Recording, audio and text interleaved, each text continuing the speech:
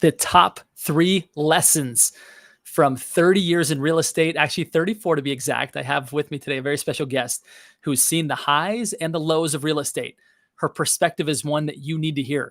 Not only is she a top producing real estate agent, but she's also a coach, offers tremendous value to agents who need not only a checkup from the head up or from the neck up, but also just need to know that it's going to be just fine, that regardless of the real estate market that we're in now, great times are not only ahead, but there are great times to be had right now.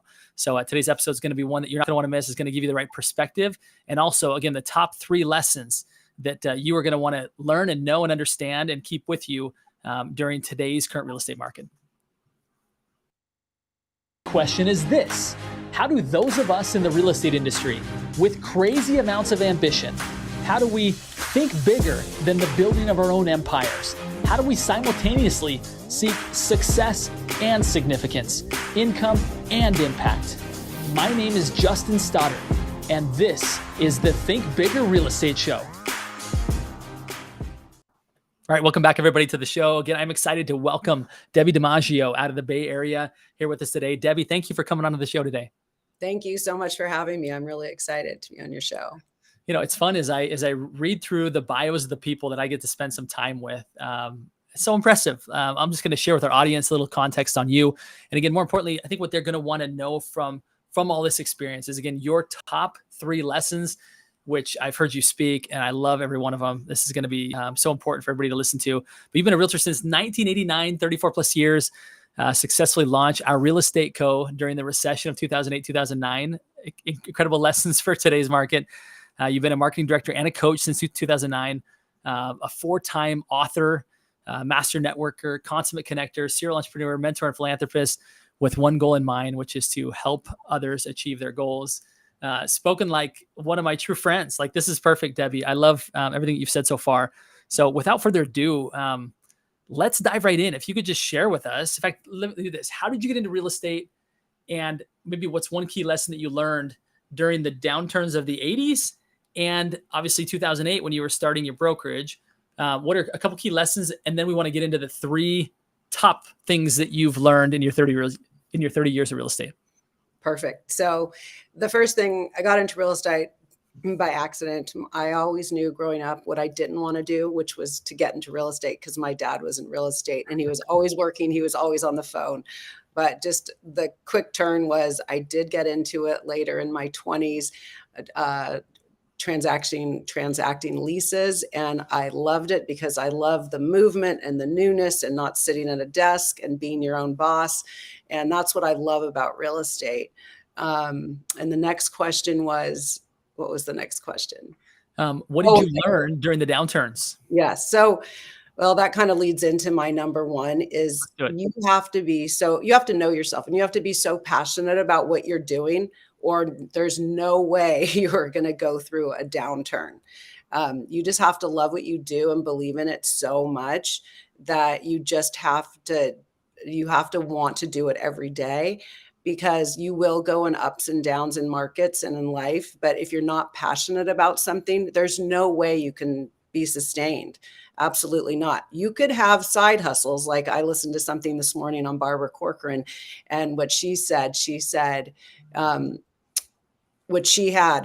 this is a great story. She went and knocked on a door when she was doing a side hustle. She was about 5 years into real estate, and she was doing a side hustle of delivering packages. She delivered a package to a property. It was like a $10 million apartment, and she had no idea people live like that. And she asked the lady to call her if, she decided to sell. And she was delivering packages. She was in real estate, but she was doing a side hustle because she believed in real estate so much.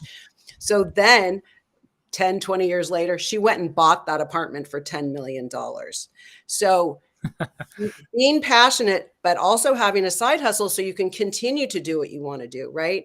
Right now, there's going to be people dropping out of real estate. And so you can drop out, or you can continue to do real estate, but you can have a side hustle to help you do what you really want to do. It is interesting when you think about that, because sometimes people think like it's got to be all or nothing, right? And they just give it up and they say, I couldn't do this. And I think sometimes the staying power, the ability to like actually have a longer runway is actually not a terrible idea. I know very, successful agents that have additional things that they're doing so that they can continue their passion for real estate. And I don't think anybody looks down upon people that are doing that. I think as long as you are in a position where you can still serve clients at a high level, Yes. like with that side hustle, right? If it's an 8 to 5 job, I think you're probably not doing your clients a great service by being able to do that. But if you've got something that has very flexible hours that can produce some additional income, that extends your runway and getting your real estate business off the ground or back off the ground, ain't no shame in that, right? I think that's noteworthy. Yeah, it can't be something that's really sucking your mind and you're it can't be a heavy job. It could be a bartender, it could be an Uber driver, it could be delivering packages like she was doing. It could be a flight attendant. We had a very successful, he started out as a flight attendant. He had been doing it for years and he kept that, and he'd get home at midnight and the next day he'd do a Saturday open house, a Sunday open house during the day, and he just did it. But yes, it can't be something that's really sucking your brain. Real estate is so busy, and you have to be, you can't have all your brain cells just fried because you're doing a whole other separate, like an accounting job or something. It has to be something that's truly a side hustle that because you really want to focus on real estate. But don't give up. Don't give up. Yeah, I think that's the key, right? Is that just because you've got 60% of the people in the country that have a sub-4 interest rate, that's abnormal. That's not common, right?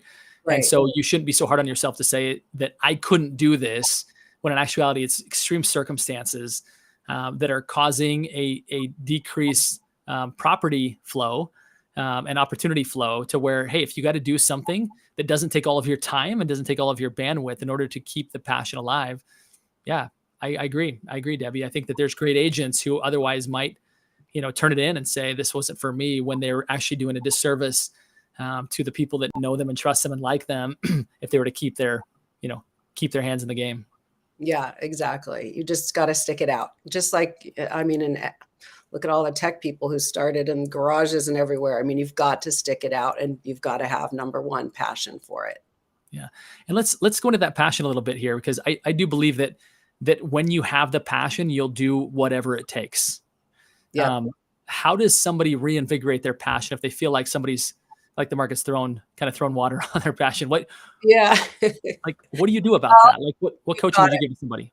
Yeah, you've got to find inspiration. You've got to connect with people who are passionate. You've got to connect with people who have whatever it was that they found. Lewis Howes, I listen to a lot of motivational speaker, Gary Vee. There's so many motivational speakers out there. So when you're starting, last August, a year ago, August, I was feeling a little down, and in August, our market's always a little funny. And I just started listening to all these inspirational people speak and just started writing and journaling. And I go through cycles too. I've been doing this a long time. So it's getting back on the horse. You've got to just, whatever it takes. So whether that's coaching with me, listening to your podcast, listening to other motivational speakers, finding people that you've always admired, whatever their career. We literally just finished the streaming show Beckham. It was so inspirational. And he was, I'm blanking on his name, Beckham. David Beckham was literally kicked to the ground by the entire country of England. It was awful. And he's done so well. So it was a really great story. But wherever you can find a spark of inspiration, and that'll boost you, and then keep going. But you've got to find something that can lift you after you've, felt like you've been kicked down. For those that know me well, know that I'm a family first kind of guy. And one of the things that I pay very close attention to are the friends that my kids have. And it gives me great comfort when I've got great confidence in their friends, because I know that their environment is such that it's going to help them to be who they can be, kind of their very best potential.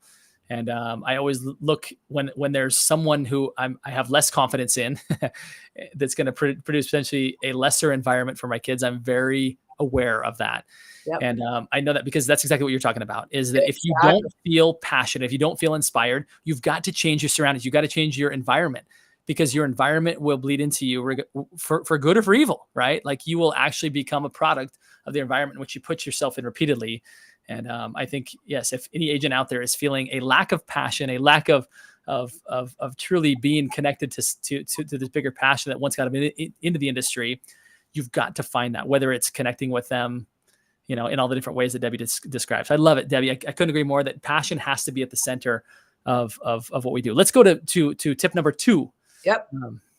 Collaboration is key. You need to collaborate with others in real estate. That's your other colleagues outside of your office. We work together to help our clients. So we're not on the other side. Agents aren't on the other side from one another. We work together for a common goal, which is to support our clients and help our clients get what they want and what they need and help their families or whatever it is.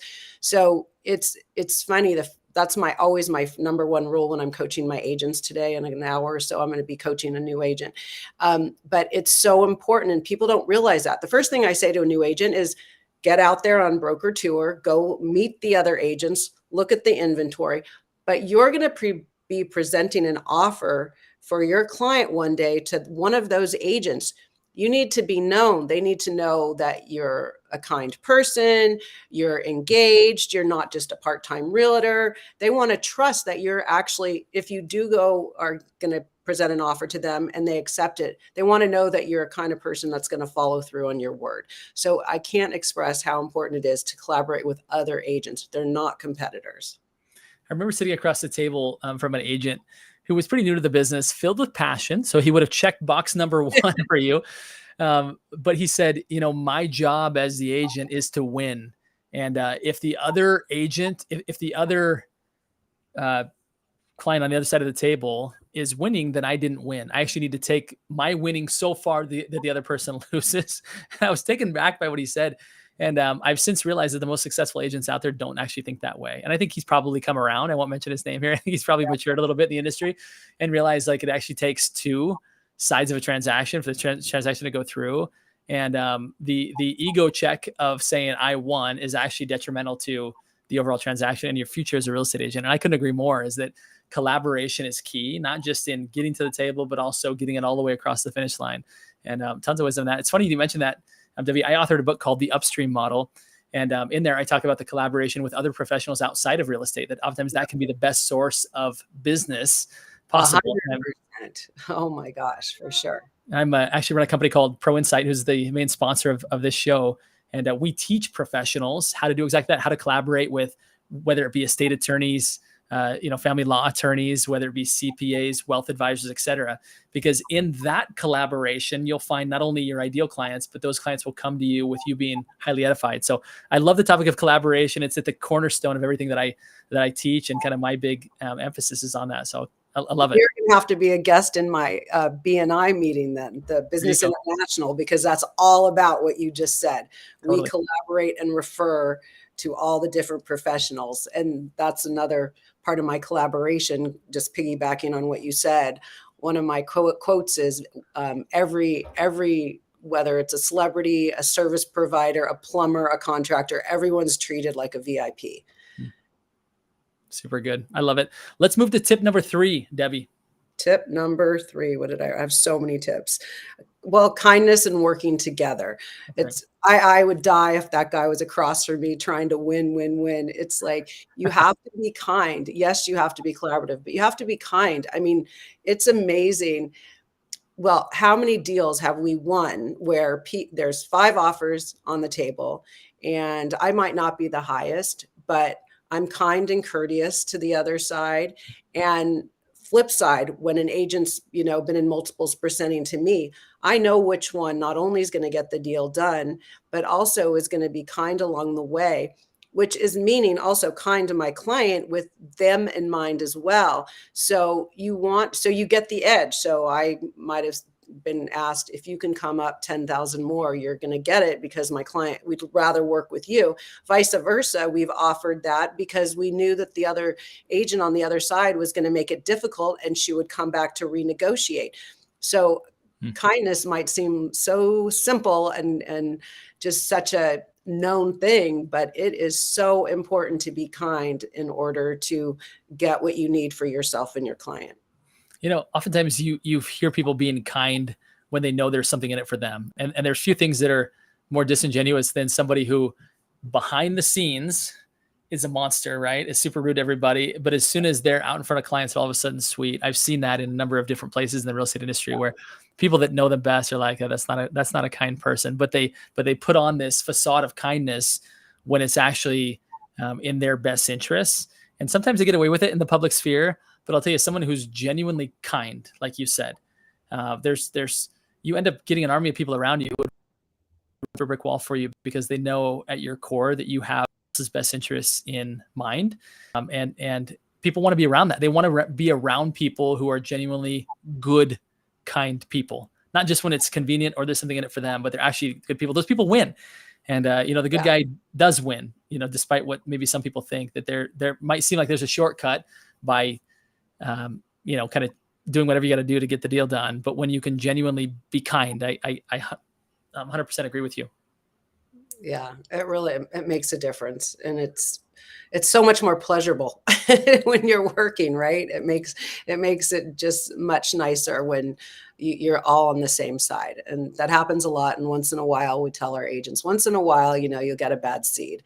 But if people just work together and are kind, it's going to make what you do. And I don't call it a job because I just love what I do, but it just makes the transaction just much better for everyone around. Yeah. Well, one thing that we teach, on our platform, Pro Insight, which can teach professionals how to do business and get business from other professionals, is this concept of referability. And, this kindness concept often shows up in the form of handwritten thank you notes to people who you don't need to get anything from. It could be the agent on the other side of the deal, and the deal's already done. And it's oftentimes agents that take that approach who down the road, that person who they've been kind to ends up being able to do a huge favor for them. That's not why they did it. Right. But it's just like they remember that, right? Because that tends to transcend all kinds of other interactions that we have, is when someone is overtly thoughtful, courteous, and kind. It does go a long way. So I think that's a great tip in a time in the real estate market when people are on a little bit of an edge, right? And they're feeling a little bit stressed, and maybe they aren't their best selves all the time. And they're fighting for their own kind of, career, that kindness doesn't always lead.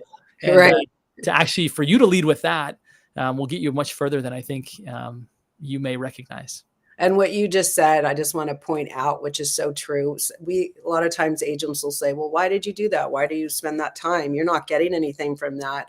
Why, we won in a multiple offer situation. And I was so grateful that we won and got the edge. So I dropped off a bottle of wine to the agent who, got our offer accepted for our client. And I was just so grateful. And I'm not going to get anything back for it, but one day something might, whether it comes back from this person or somewhere else. It's just like when you're doing kindness out there, it all comes back some way.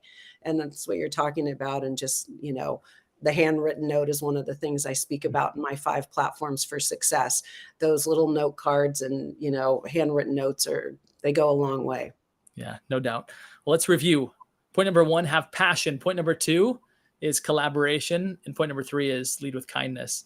Such great tips. Debbie, how can people learn more about you if they want to learn from you? I know you have a coaching offering as well. Tell us how to best get in contact with you. Yeah, go to Debbie DiMaggio, DEBBI, no E in Debbie, DiMaggio.org. Third cousins to Joe DiMaggio, spelled the same way. So DebbieDiMaggio.org. And the program is called Foundation for Success, the DiMaggio Difference. And I speak on 5 platforms to build your foundation for your business, service, product, or brand.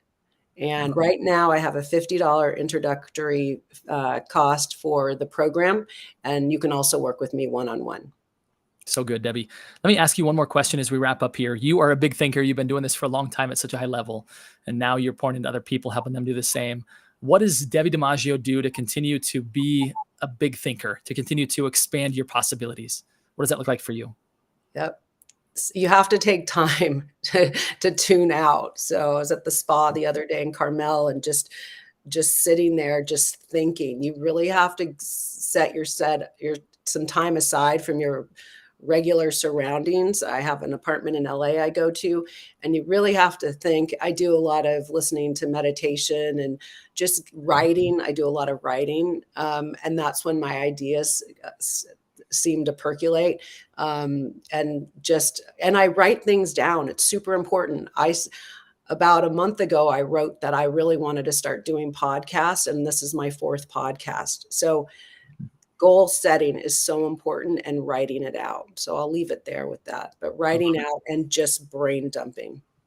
So good. And like you said, oftentimes the default when we have downtime is we aimlessly scroll social media, right? Or we hop into our inbox, which it can be a never ending quest.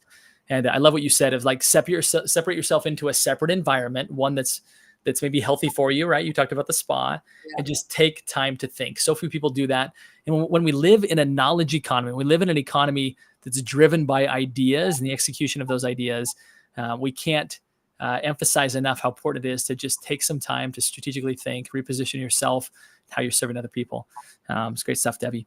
Well, I want to thank you so much for being a part of this community, the Think Bigger Real Estate community, for pouring into us today. And I'm a fan, and I appreciate what you shared with us today. Thank you so much. It was really a pleasure. And I want you to join my BNI group next Wednesday. Let's chat about that. All right. And my final request of everybody listening here today are these 3 simple words, and they are go, think bigger. Thanks again, everybody, for tuning in. Thanks so much again, Debbie, for your contribution today. Thank you. Value in anything that you heard here today, do me a favor and just take a quick screenshot of this episode. Tag me in it on social media. That will give you the heads up to create more content like this in future episodes. Also, if you are wanting to build your wealth advisory team in less than 30 days that gives you 2 to 4 professional referrals every month, go to proinsight.com, and or you can reach out to me directly